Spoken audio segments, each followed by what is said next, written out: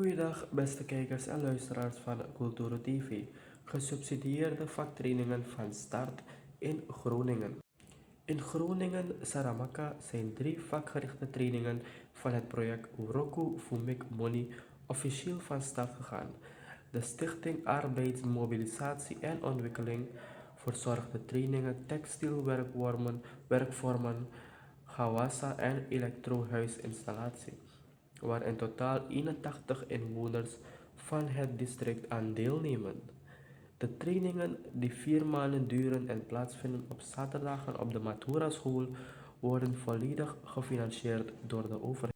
Tijdens de opening benadrukte onderminister van Volksgezondheid, Welzijn en Arbeid, de heer Raj Jitendra Singh, het belang van vakgerichte scholing voor duurzame werkgelegenheid en economische zelfstandigheid.